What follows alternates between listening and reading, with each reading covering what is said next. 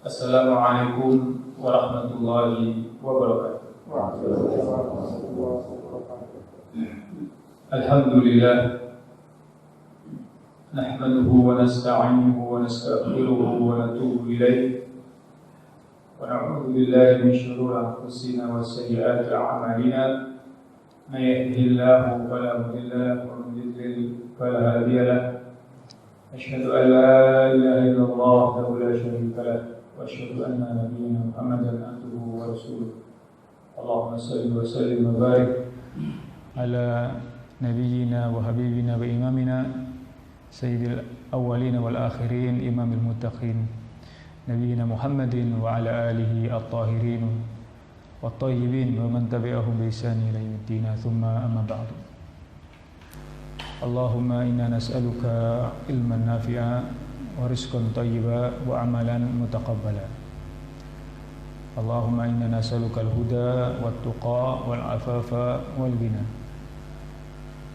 Wa Allahumma inna na'udzu bika bi kalimatillahi tammati min syarri ma khalaq. Amin ya rabbal alamin.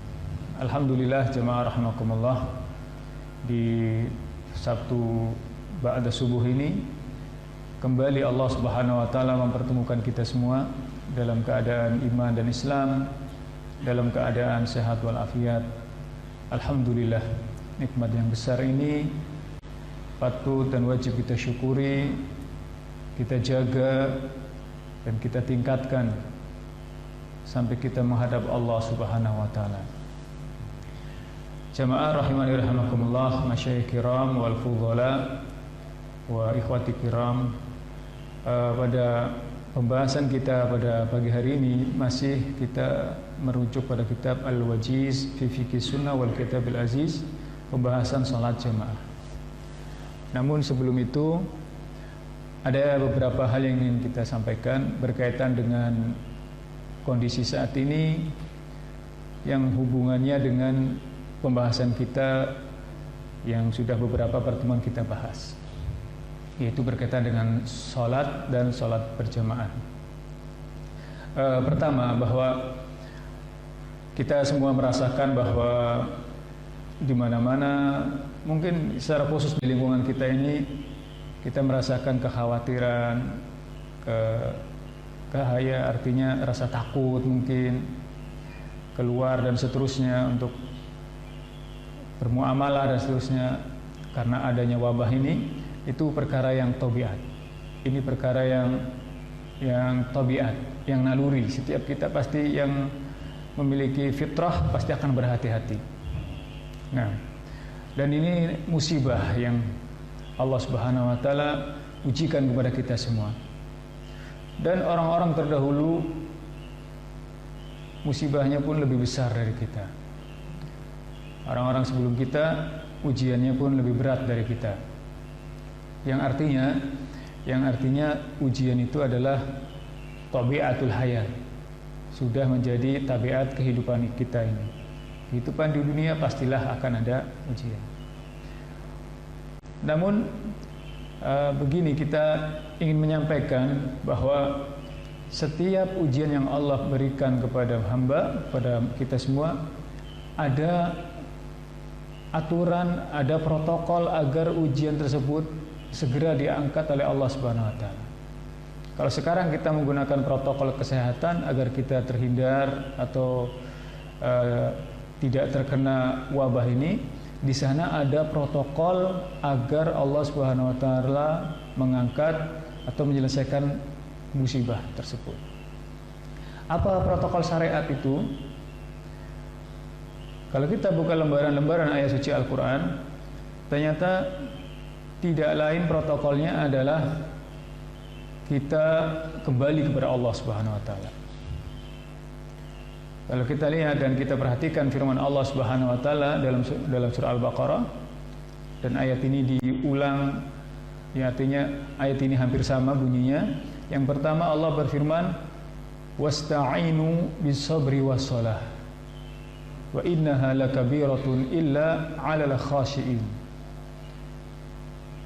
Minta tolonglah kepada Allah Subhanahu wa taala dalam musibah ini, dalam masalah-masalah yang kita hadapi dengan sabar dan sholat. Padahal ayat ini berkaitan dengan musibah yang menimpa Bani Israel.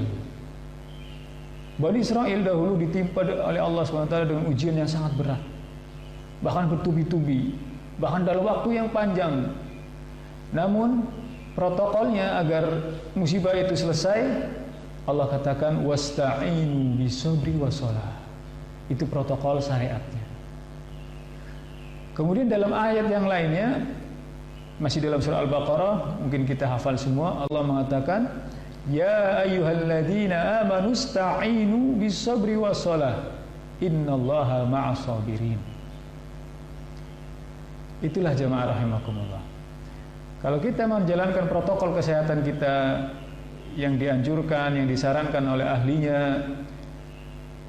dan kita ikuti, maka protokol dari Allah Subhanahu wa taala, aturan dari Allah Subhanahu wa taala agar musibah ini terangkat, yaitu tadi. Yang perkara yang harus kita kuatkan adalah as-sabar was-shalah. Sehingga para ulama mengatakan as-salatu a'dhamul auni. Salat itu perkara yang paling besar agar pertolongan Allah itu turun. Agar pertolongan itu turun. Dan Rasulullah SAW apabila tertimpa, artinya mengalami musibah, mengalami masalah, apa yang beliau lakukan? Beliau segera sholat. Dalam hadis yang diriwayatkan oleh Imam Abu Dawud dari sahabat Hudzaifah bin Yaman radhiyallahu taalaan, beliau mengatakan kana Rasulullah sallallahu idza hazabahu amrun faza'a ila shalah. Dahulu Rasulullah SAW itu disaksikan oleh para sahabat, Rasulullah SAW itu kalau kelihatan ada masalah, baik perkaranya itu masalah dalam keluarga atau masalah umat, beliau faza'a ila shalah, maka beliau mencari solusinya, ikuti aturan agar masalah cepat selesai, beliau melaksanakan, mendirikan sholat. Oleh karena itu, ternyata inilah sebab atau protokol agar kita ini bisa selesai dari masalah ini. Nah, ini tugas kita semua. Nah, ini terutama DKM ini. DKM biar gimana, biar minimal kita tidak skalanya tidak muluk-muluk lah. Kita skalanya komplek kita dulu nih. Gimana biar warga sini kembali melaksanakan sholat, biar warganya itu yang di lingkungan ini kembali melaksanakan ibadah yang sangat agung ini. Dan ini benar-benar terbukti dilakukan oleh Rasulullah SAW di zaman beliau, dilakukan oleh para sahabat, dilakukan oleh generasi berikutnya. Itu pun demikian, sebagaimana diriwayatkan dalam salah satu riwayat, bahwasanya generasi tabi'in itu dulu mengalami perkara seperti kita. Ada bencana melanda. Apa yang mereka lakukan? Kanu idza faragha min asya'in atau ilal masajid. Mereka, yaitu mereka di zaman itu, ketika ada masalah yang melanda, artinya wabah yang mengenai banyak orang, justru mereka protokolnya adalah yang mereka lakukan datang ke masjid. Mereka sholat, ya. Tapi bukan sholat khusus, bukan khusus untuk mengadu, tidak. Artinya mereka yang kemarin-kemarin lalai tidak sholat, dan mereka balik lagi. Nah, ini lambat laun diangkat oleh Allah Subhanahu Wa Taala musibah tersebut. Nah, oleh karena itu inilah pembahasan kita, pembahasan tentang sholat. Kenapa panjang dari berbulan-bulan gak selesai-selesai? Karena itu sholat itu perkara yang sangat agung, yang sangat ajib bagi seorang muslim, dan ketika dilakukan berjamaah itu pengaruhnya sangat besar. Sekali lagi ini tugas kita nih, tugas kita semua. Nah, ini kita yang hadir di sini, terutama DKM-nya harus punya ide-ide yang cemerlang. Gimana caranya biar kaum muslimin di lingkungan kita ini kembali lagi untuk melaksanakan sholat, untuk kembali lagi ke masjid, untuk melaksanakan ibadah kepada Allah yang sangat agung ini, bahkan termasuk rukun min arkanil Islam, termasuk rukun dari rukun-rukun Islam. Jamaah rahimani rahimakumullah, itulah ya sedikit nasihat yang bisa kita sampaikan agar kita kembali melaksanakan ibadah yang sangat agung ini. Ya mungkin sekarang kalau yang hadir di sini insya Allah bisa menjaga. Namun kalau dibandingkan dengan jumlah penduduk atau jumlah warga di komplek ini berapa persen? Ya wallahu alam, yang tahu Pak RT-nya kali. Sama Pak RW-nya.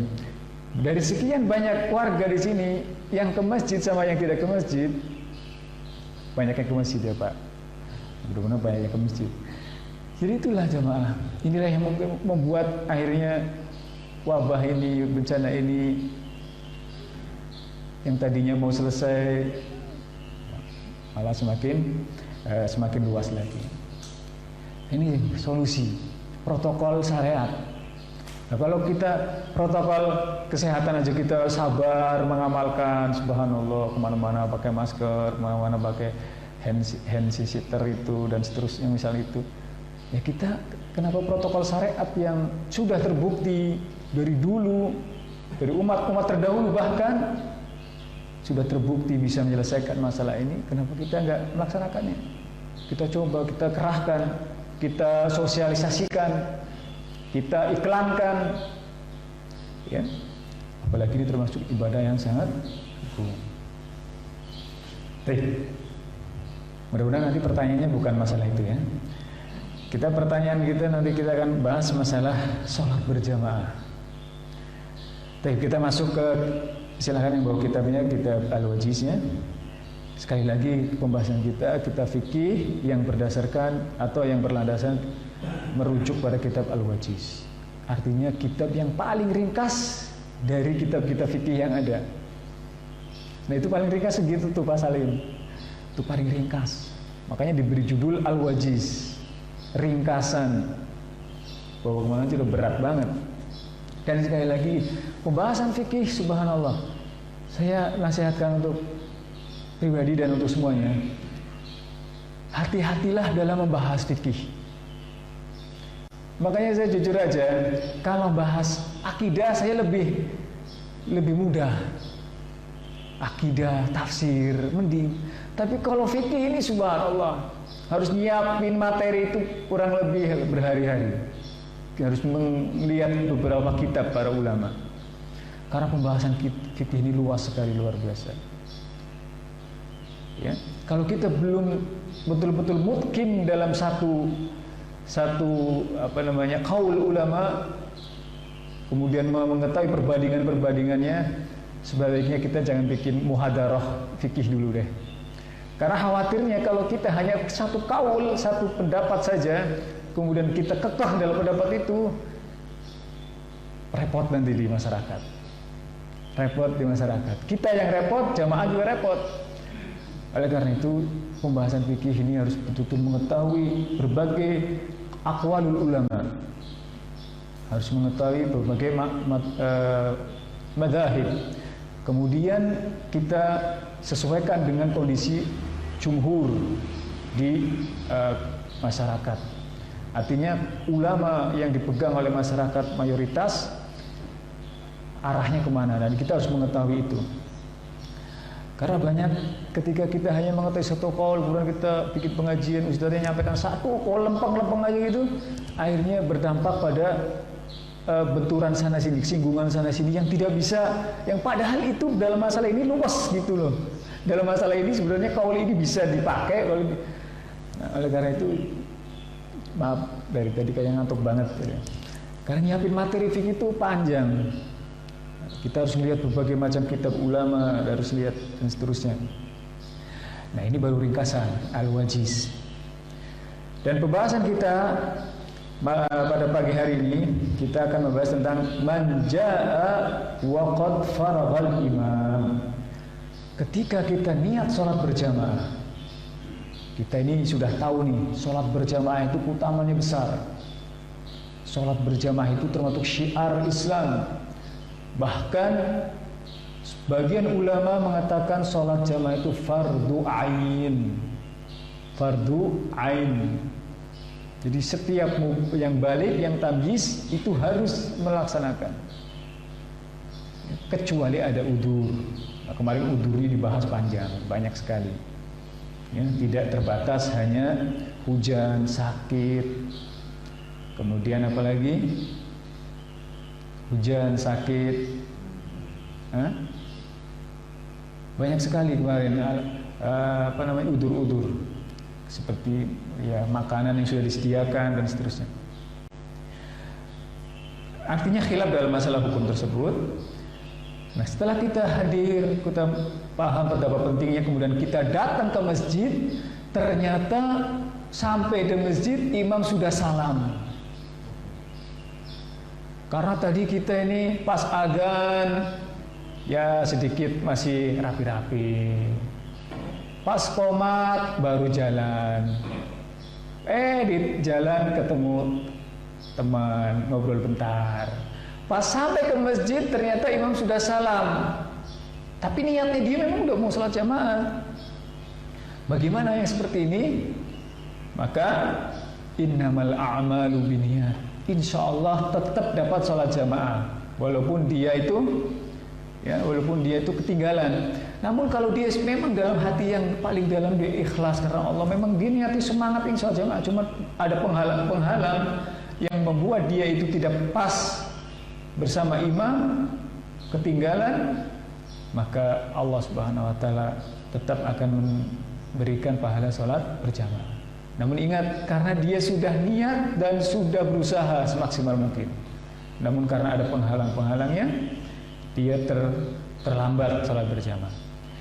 Dan ini pernah disampaikan oleh seorang tabi'in yang bernama Sa'id ibn Musayyib. Dalam riwayat yang lain membacanya Sa'id ibn Musayyib, seorang tabi'in, kibar tabi'in, di antara 7 fuqahanya Ahlul Madinah, Imam Malik, Sa'id ibn Musayyib, dan yang lainnya. Nah, beliau mengatakan bahwa dahulu ada seorang sahabi yang mau meninggal. Artinya tabi'in ini kan belajarnya kepada sahabat. Sahabat ini sudah kelihatan sakaratul maut, sakitnya sudah parah. Namun dia ingin tetap dalam kondisi seperti itu, ingin dapat pahala, ingin menyampaikan ilmu. Mudah-mudahan yang sedikit ilmu yang disampaikan ini benar-benar dapat menjadi pahala, menjadi amal soleh yang akan menyelamatkan dia di akhirat kelak. Sehingga sahabi yang mulia ini mengatakan, inni muhaddisukum hadisan ma ahdatsatumuhu illa ihtisaban. Saya pernah mendengar, saya akan menceritakan kepada kalian, kepada murid-muridnya, di antaranya Sa'id bin Musayyib, yang saya ceritakan ini semoga mendapatkan ihtisab, mendapat pahala dari Allah SWT. Sami'tu Rasulullah SAW, saya dahulu mendengar Rasulullah SAW bersabda, idza tawadda'a ahadukum, apabila salah seorang di antara kalian berwudu, fa ahsanal wudu, kemudian wudunya diperbaiki, artinya sebaik-baiknya wudu dilakukan.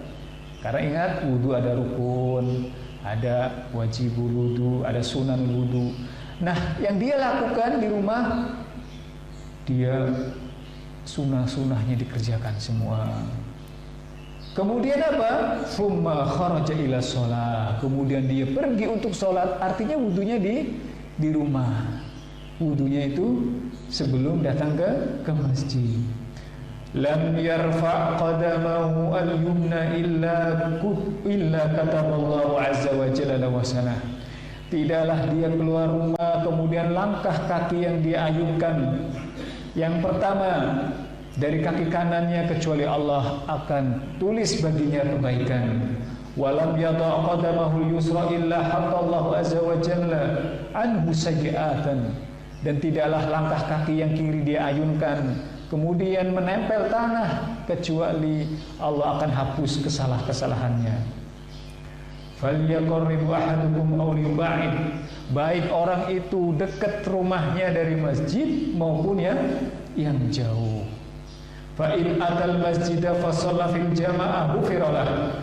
Apabila dia mendatangi masjid kemudian sampai salat berjamaah, Allah akan hapus kesalahannya. Fa in ata al masjid wa qad sallu ba'dan wa baqiya ba'dan shalla ma adraka wa atama baqi. Apabila dia datang ke masjid ternyata sudah setengah ibaratnya kalau zuhur udah 2 rakaat masbuk dia, maka lanjutkan sholatnya. Artinya ikuti sholat tersebut, ikut bersama kaum muslimin bersama imam kana kadzalik. Wa in atal masjid wa qad sallu fa atama shalah kana kadzalik. Apabila dia ternyata setelah datang sudah selesai sholatnya, sudah rampung semua, maka dia pun tetap mendapatkan sholat jamaah seperti itu. Nah, ini bagian biasa sholat berjamaah, insya Allah tidak dikurangi pahalanya. Maka bahagialah yang biasa sholat berjamaah, ternyata qadarullah karena suatu kondisi, suatu saat dia ketinggalan. Tapi jangan disengaja ya. Mumpung ada hadis tentang keutamaan orang yang sholat berjamaah, terlambat dapat pahala, besok-besok kalau sholat nunggu imam salam. Subhanallah. Jadi kembali ke niat. Yang tahu hanya dia dengan Allah Subhanahu wa taala, niatnya bagaimana. Kalau dia memang ikhlas, jujur, memang terlambatnya karena unsur syar'i, dapat pahala. Dalam riwayat yang lainnya dari sahabat Abu Hurairah radhiyallahu taala, man tawadda'a fa ahsana al-wudu thumma raha fa wajada an-nas qad sallu a'tallahu 'azza wa jalla misla ajri man sallaha wa hadaraha la yanqusu dzalika min ujurihim syai'a. Hadis-hadis tadi diriwayatkan oleh Imam Abu Dawud ya, dan Imam An-Nasai. Dalam riwayat yang kedua, barang siapa yang berwudu kemudian wudunya itu diperbagus. Yang dimaksud diperbagus tadi kita sampaikan, kan wudu kan dulu waktu kita bahas ada yang penting rukunnya aja deh, rukun wudu. Masih ingat nggak tuh rukun wudu tuh? Nah, rukun wudu ada yang nambah lagi, sunah-sunahnya dia kerjakan. Yang dimaksud fa ahsanal wudu itu sunah-sunahnya dikerjakan, jangankan rukun, sunah-sunahnya aja dikerjakan. Kemudian dia datang ke masjid untuk sholat berjamaah, ternyata masyarakat kaum muslimin jamaah sudah selesai sholat, maka Allah Subhanahu wa taala tetap akan memberikan pahala. Allah akan tetap memberikan pahala seperti sholatnya orang yang berjamaah. La yanqusu dzalik ujurim syai'.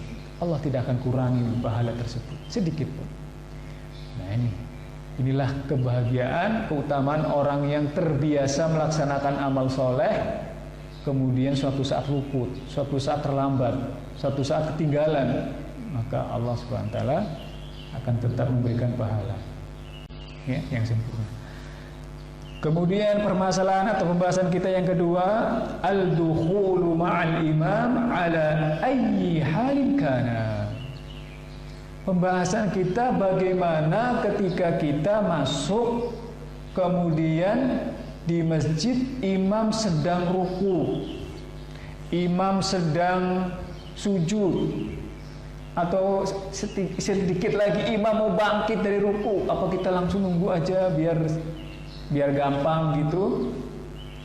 Maka memang dalam permasalahan ini sebenarnya ada khilaf para ulama, namun yang dijelaskan atau yang dirojihkan oleh mu'alif adalah ketika kita masuk dan imam dalam kondisi apapun, kita ikut bersama imam.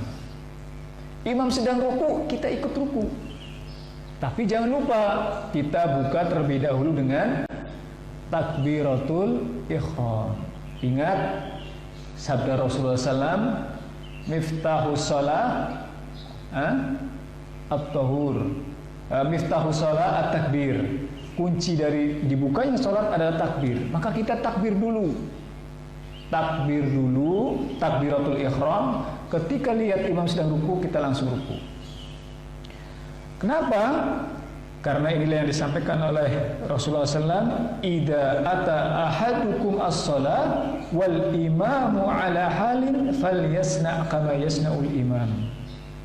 Apabila salah seorang di antara kita ini datang sholat berjamaah, ternyata imam dalam kondisi ruku, dalam kondisi sujud, maka lakukanlah seperti apa yang dilakukan imam. Nah, inilah yang rajih, wallahu taala alam.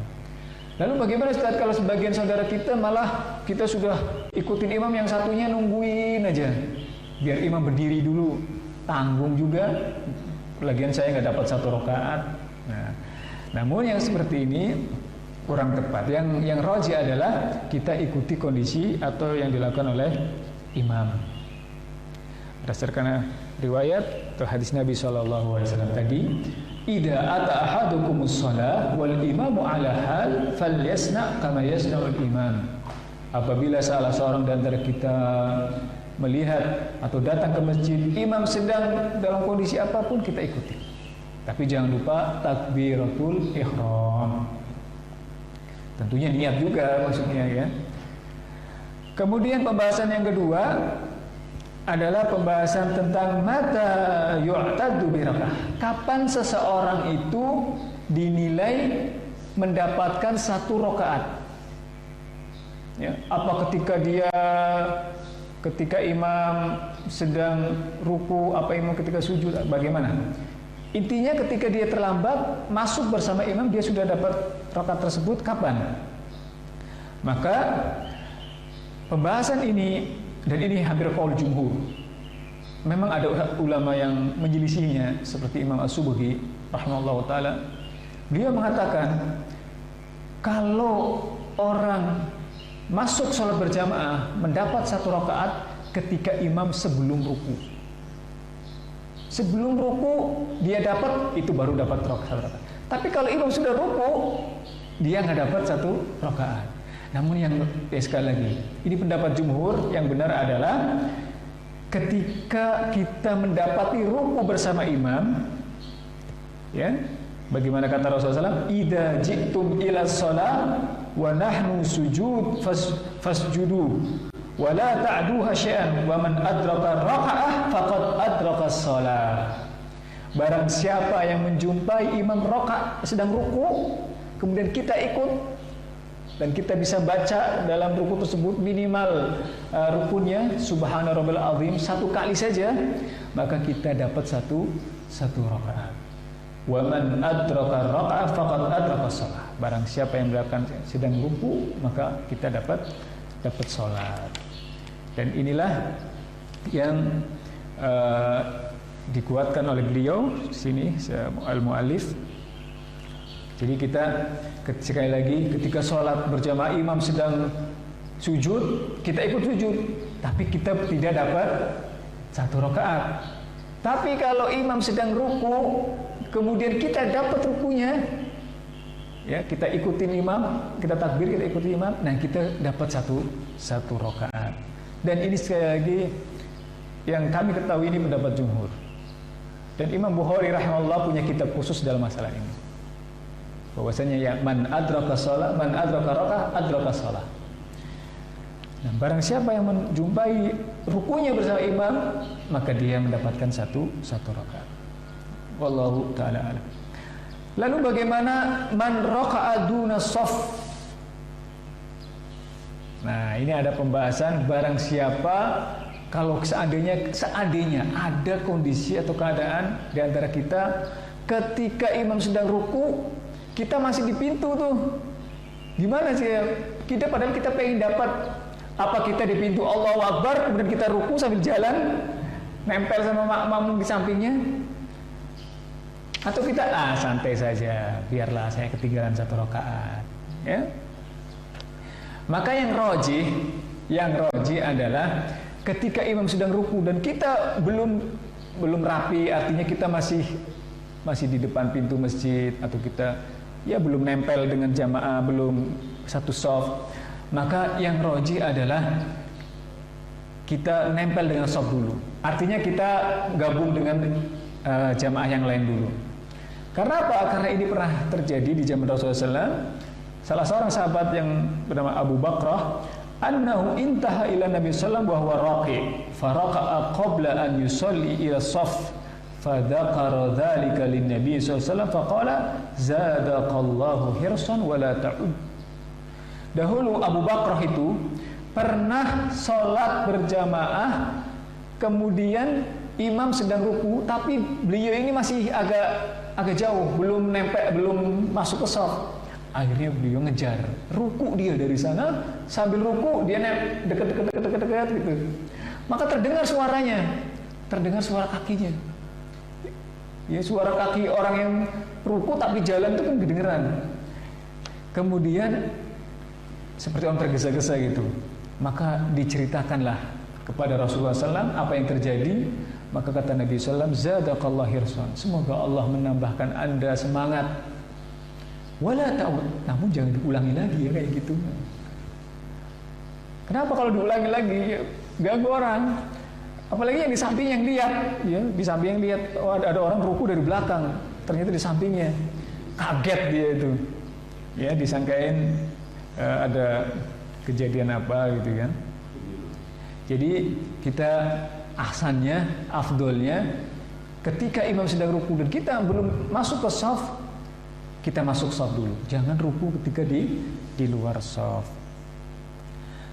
Kemudian kalau seandainya, ini sering terjadi nih di masjid atau di musola, kalau seandainya kita masuk sholat berjamaah, kemudian ternyata kita paling belakang dan shafnya sudah penuh dan kita sendirian,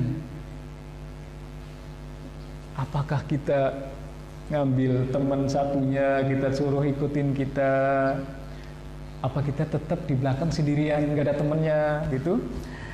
Ya, dan inilah yang dibahas oleh para ulama dan yang rajih wallahu taala, boleh seseorang dalam kondisi seperti ini, yaitu shaf sudah selesai, sudah penuh, kemudian dia sendirian di belakang di shaf kedua. Maka yang rajih adalah sholatnya sah, namun makruh. Artinya makruh itu ya sesuatu yang tidak sebaiknya dilakukan. Namun sholatnya sah. Karena apa? Menggabungkan beberapa riwayat yang mengatakan bahwasanya Rasulullah SAW mengatakan la sholata khalfas shaf, la sholata khalfas shaf. Tidak ada sholat seorang diri di belakang shaf. Seorang sendirian gitu di belakang shaf sendirian. Itu riwayatnya berbunyi begitu, ya. Namun para ulama memahami bahwasanya lafaz hadis tersebut tidak secara letterlek begitu, tidak begitulah pengamalannya. Artinya apa? Artinya maksud dari lafaz la sholata lil munfarid atau tidak ada sholat bagi seorang diri di belakang shaf, itu sholatnya batal, itu bukan. Itu maksudnya adalah la lil kamal. Tidak ada sholat yang sempurna, dia tidak akan sempurna sholatnya kalau dia sholatnya sendirian di belakang shaf sendirian. Tapi sholatnya sah, tapi nggak sempurna. Gitu. Dan ini yang dikatakan oleh Imam An-Nawawi rahimahullah dalam Majmu' al-Fatawa, Al-Majmu' Asy-Syarhul Muhadzab. Nah itu jadi boleh seandainya kita sholat sendirian di belakang shaf, nyari ke belakang kiri ternyata udah penuh, di ujung udah penuh, di ujung sudah penuh. Nah, maka tidak perlu narik orang di belakang sendirian. Narik orang yang depannya. Yang tidak perlu ditarik. Belum tentu juga yang ditarik juga mau. Nanti kalau nggak mau, gimana? Nah, kemudian pembahasan yang berikutnya berkaitan dengan wa in kana al-imamu yakhthub. Apabila imam itu sedang berkhutbah, misalkan sholat Jumat, sholat misalkan sholat kusuf di masjid misalkan, ya, yang di sana harus ada tahiyatul masjid. Ketika imam sedang berkhutbah, apakah kita tetap melaksanakan sholat tahiyatul masjid? Apa kita tetap boleh sholat? Maka dalam hal ini ada salah satu hadis, ada satu riwayat bahwasanya Nabi SAW pernah berkhutbah. Kemudian ada orang yang masuk langsung duduk. Namun Nabi SAW memerintahkan untuk melaksanakan sholat. Nabi SAW memerintahkan beliau untuk sholat terlebih dahulu. Dalam riwayat ini menjelaskan bahwasanya boleh orang berkhutbah itu memotong khutbahnya. Boleh. Sedang berkhutbah misalkan, kemudian ada orang masuk masjid ini, kemudian langsung duduk, kemudian khatib mengatakan, mohon maaf ini sebelum khutbah saya lanjutkan, yang baru masuk masjid sholat sunnah dulu, sholat tahiyat masjid, lanjutin khutbah.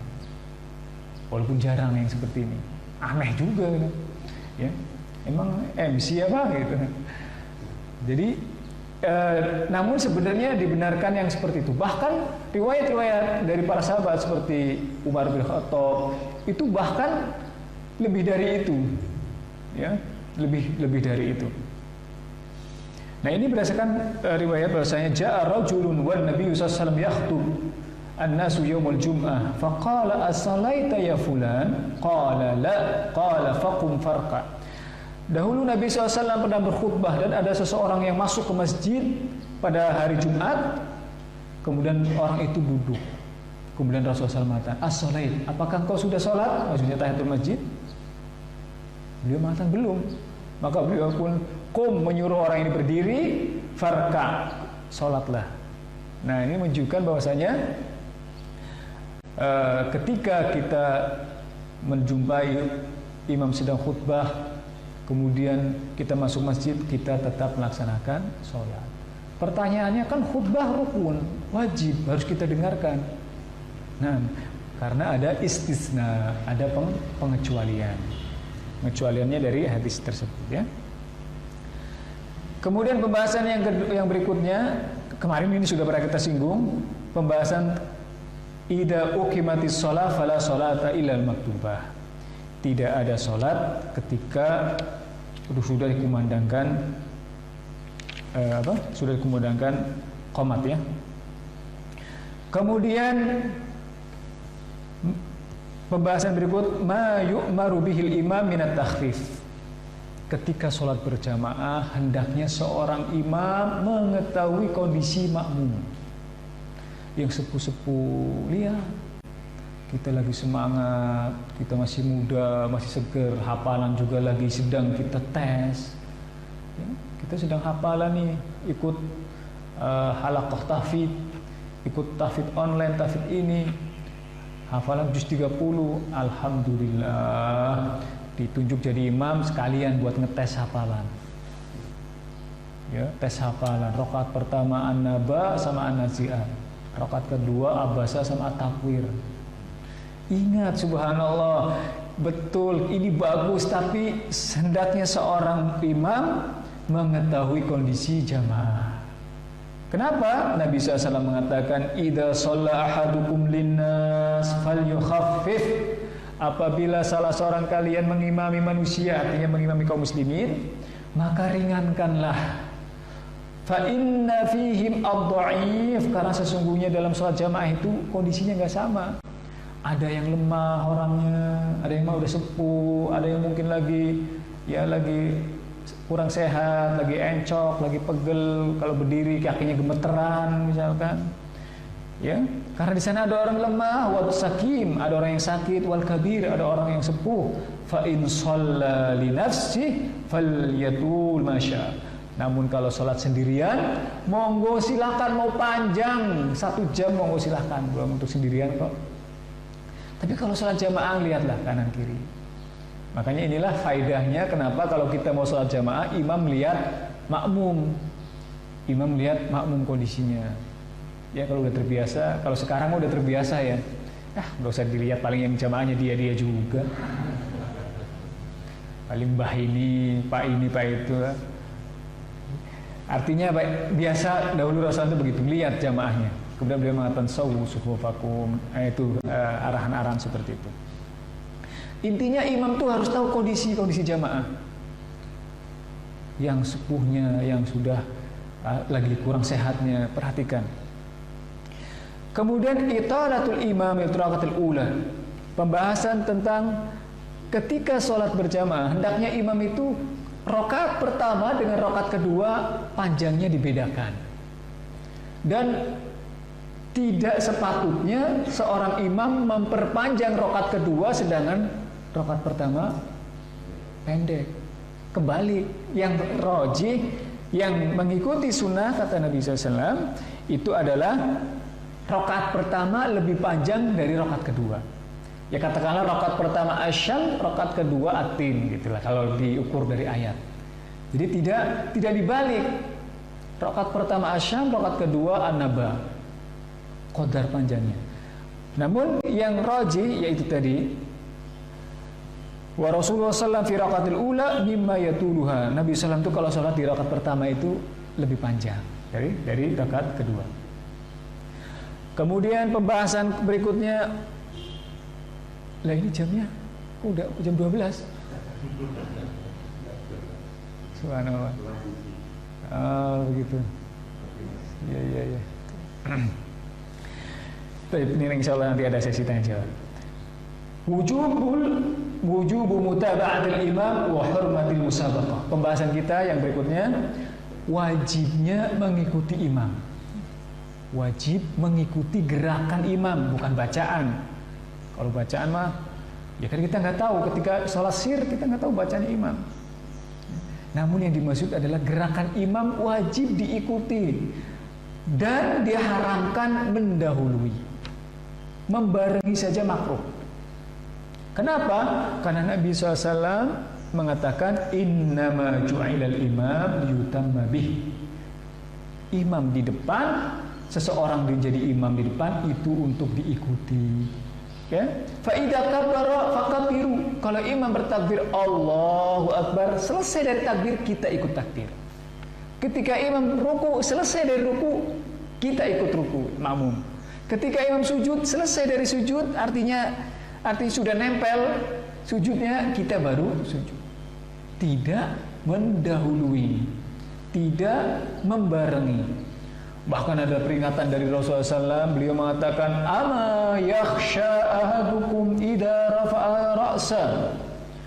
Apakah di antara kalian itu enggak takut kalau atau seandainya dia itu mendahului imam dalam ruku, dalam sujud, dalam mengangkat setelah ruku, gerakan yang mendahului imam an yaj'alallahu ra'sahu ra'sal himar.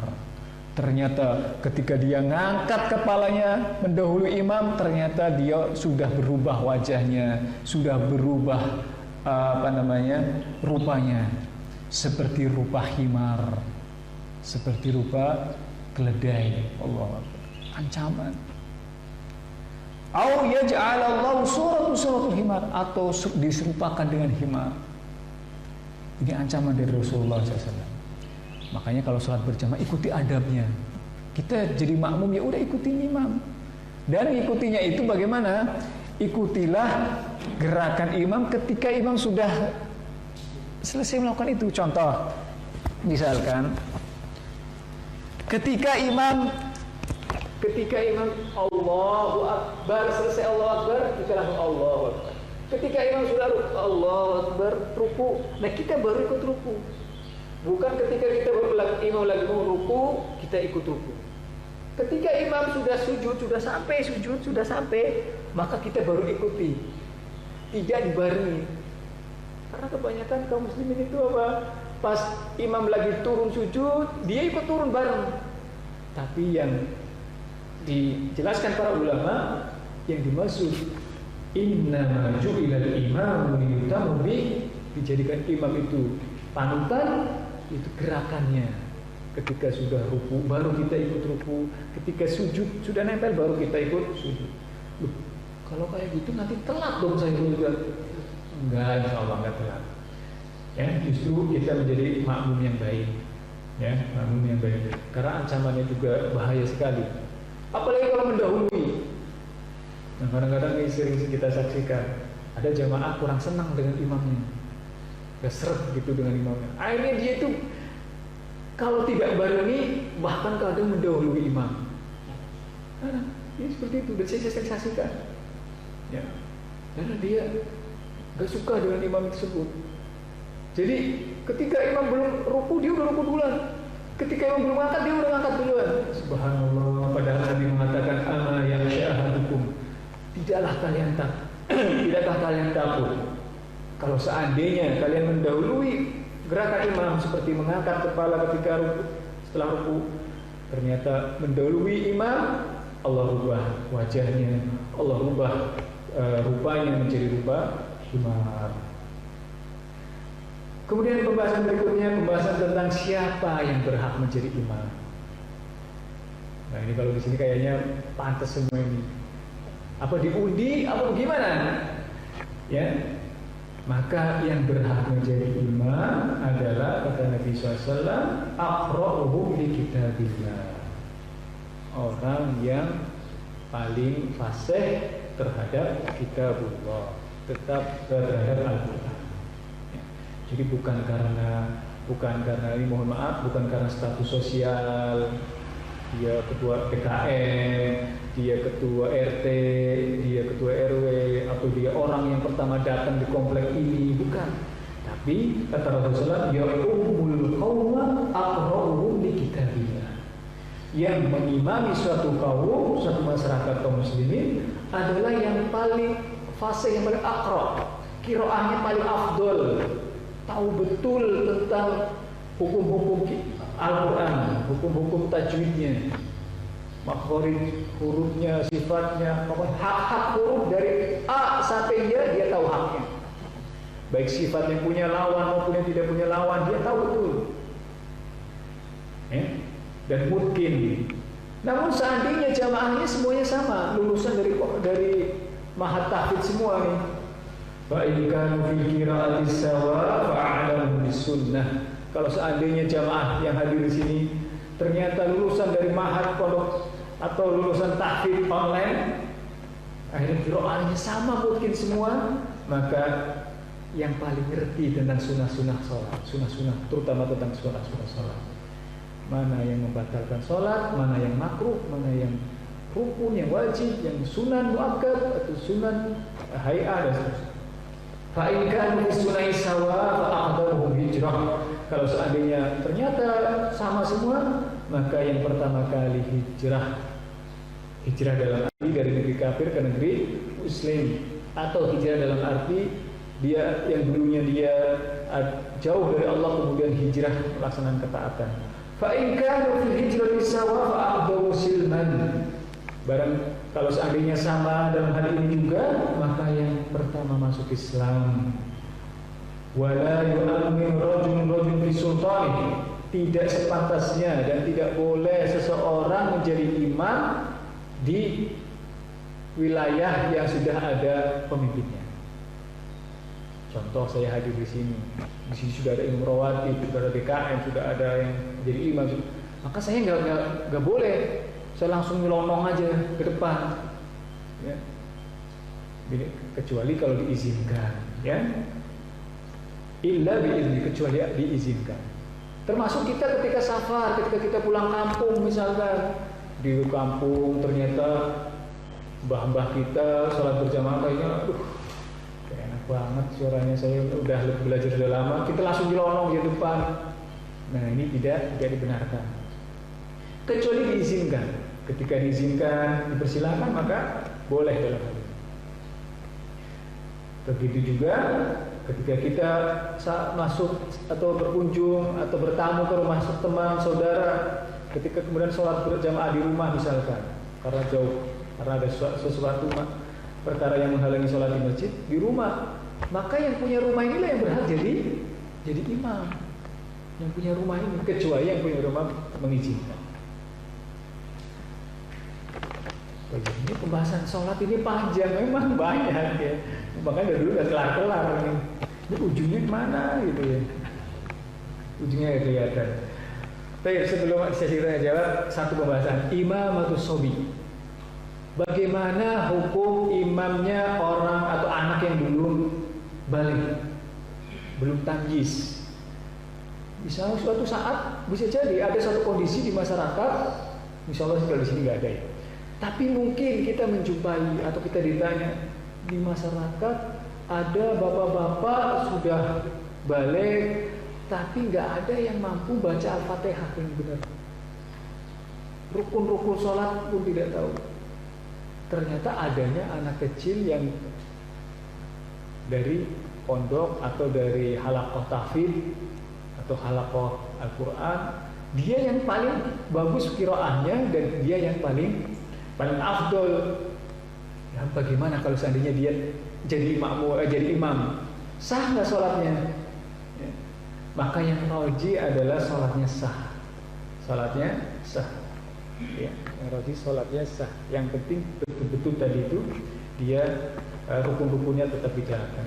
Walaupun dia itu masih anak-anak, ya masih anak-anak. Kan anak-anak kan amalannya belum diangkat kok. Ya kan ada hadis Nabi SAW, rufi'atul aqlam an salas, 3 kelompok yang amalannya belum diangkat. Apa diantaranya? As-sobi hatta yahtari, anak kecil sampai dia balik. Loh, kalau yang seperti ini berarti kan dia belum amalan belum diangkat dan ibadahnya belum ditulis.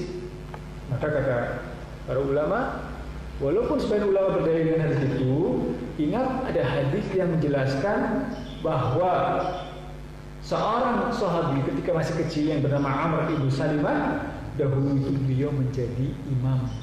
Padahal beliau usianya saat itu masih ya antara 7 atau 8 tahun, masih kecil ya. Berdasarkan hadis dari Imam An-Nasai dan Imam di sini disebutkan Imam Abu Dawud. Ketika itu beliau wa ana ibnu sid ausat, beliau usia antara 6 atau 8, 6 7 atau 8. Masih kecil banget. Masih SD kelas ya, 1 2 lah untuk jadi imam. Ya.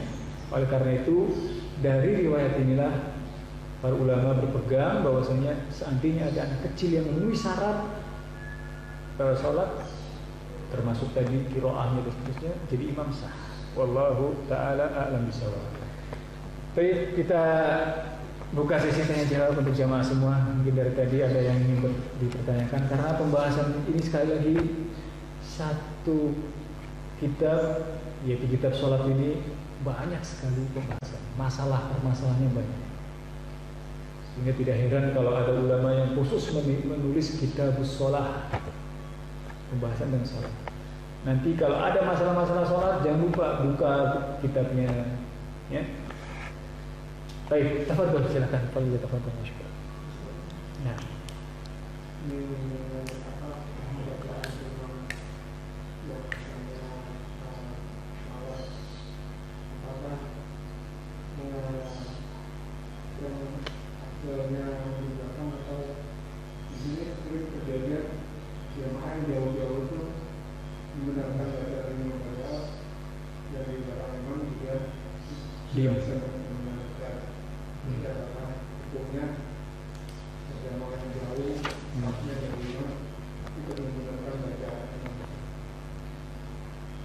Iya.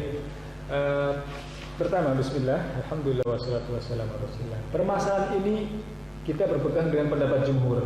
Yang rajih adalah boleh membenarkan bacaan imam. Membenarkan bacaan imam, mengingatkan yang imam lupa, itu boleh. Yang rajih. Walaupun sebagian ulama tidak membenarkan, seperti Imam Abu Hanifah rahimahullah taala, beliau tidak membenarkan. Kalau ada imam yang lupa bacaan, ya udah biarin aja lewat.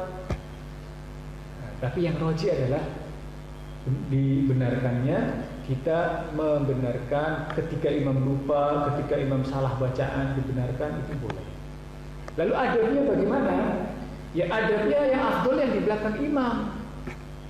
Ya, makanya kan Nabi SAW mengatakan kepada orang yang sholat berjamaah, yang makmum-makmum ini, yalimunakum, di belakang saya ini, di antara kalian adalah ulun nuha, orang-orang yang sudah balik, berakal, yang ngerti banget. Karena khawatirnya kalau misalkan imam lupa membatal, kan dia sudah siap. Ya, ibadah. Tapi bukan berarti ya kalau besok-besok kayak gini keadaannya saya nggak mau di belakang imam lah. Ngeri nanti saya pas imam salah saya diem, orang tahu semua nih saya nggak hafal surat ini. Nah ya nggak apa-apa, yang penting yang pertama di belakang imam atau saf pertama itu utamaan afdol dibandingkan saf kedua, saf ketiga, saf seterusnya. Yang kedua, ketika terjadi seperti itu, yang paling utama yang afdol adalah di belakang imam tuh yang membenarkan. Tapi ternyata di belakang imam nggak ada yang benerin, lupa semua juga, blank semua juga suratnya, karena suratnya juga aneh gitu maksudnya suratnya surat yang jarang dibaca gitu. Yang hafal yang di sono, yang di belakang. Kalau kita katakan, ente yang hafal kenapa suratnya terlambat gitu. Yang di belakang malah sengaja di belakang, yang hafal malah di belakang. Tawaju Pak Ustadz, berjaga jamaah. Justru yang hafal-hafal itu di depan. Ya. Bantu imam, khawatirnya imam lupa, imam bacaannya lewat gitu. Banyak hal jadi seperti itu. Afdol itu begitu. Tapi seandainya dibenarkan, seandainya yang membenarkan itu di belakang dan imam bisa mendengarkan dan bisa membenarkan, alhamdulillah. Tapi kalau di belakang itu kondisinya sangat sulit didengar oleh imam, sebaiknya jangan. Karena apa, nanti akan terdengar suara gaduh yang ada, membuat kekhusyuan kaum muslimin semakin besar. Ya. Baik. Wallahu ta'ala a'lam bishawab. Jadi kalau tidak surut jam 38. Sudah lewat? Sudah lewat. Oh iya, satu lagi.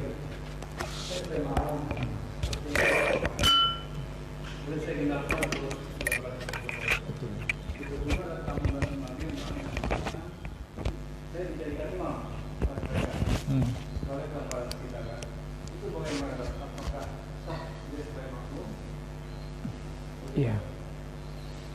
Baik ya jemaah rahimani rahimakumullah. Pertama, sahih ketika kita masbuk dan ketinggalan 2 rakaat atau berapa rakaat pun wajib bagi kita untuk menyelesaikan. Ya. Wajib bagi kita untuk menyelesaikan. Nah, ketika kita artinya imam sudah salam, berarti kan kita kan menyelesaikan apa yang tersisa. Kemudian datanglah kaum muslimin yang lain, kita dijadikan imam. Maka yang roji adalah yang kami pegang di sini, pendapat yang mengatakan sholatnya tetap sah, sholatnya benar, ya, sholatnya benar. Namun itu tadi sebaiknya tidak diulangi lagi. Karena apa? Karena riwayat-riwayat yang ada itu tidak ada jamaah yang lain, tidak ada jamaah kedua, ketiga, keempat, kelima, keenam. Karena yang ada itu jamaah yang pertama. Kalau mau ya sholat sendiri aja. Ya, sholat sendiri aja. Namun sekali lagi kalaupun terjadi seperti itu, sholatnya tetap sah. Nah, sholatnya tetap sah. Namun nanti niatnya nanti berubah jadi niat imam. Kan tadi makmum. Ketika dia ada yang mengikutin, sekarang posisi saya jadi imam. Maka niat saya imam jadi. Dan akhirnya ada perubahan niat. Dan seperti ini insya Allah akan kita bahas pada pembahasan yang berikut, pertemuan berikutnya, pas pembahasan tentang berubah niat ketika dalam sholat. Wallahu ta'ala a'lam bishawab. Alhamdulillah, kita cukupkan sampai di sini saja. Jamaah rahimani rahimakumullah. Pembahasan tentang sholat kita masih ada beberapa yang tersisa. Insya Allah kita akan selesaikan pada pertemuan yang akan datang.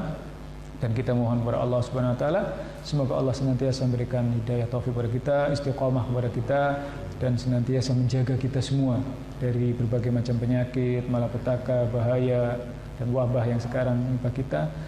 Allah menjaga kita, keluarga kita, dan masyarakat yang ada di lingkungan ini dan masyarakat kaum muslimin secara umum. Dan Allah Subhanahu wa taala untuk melakukan itu sangatlah mudah dan sangatlah mampu. Wassallallahu wasallam ala nabiyyina Muhammad wa ala alihi wa ashabihi ajmain wa akhiri da'wana alhamdulillah wa subhanaka allahumma bihamdika asyhadu an la ilaha illa anta astaghfiruka wa atubu ilaik. Wassalamualaikum warahmatullahi wabarakatuh.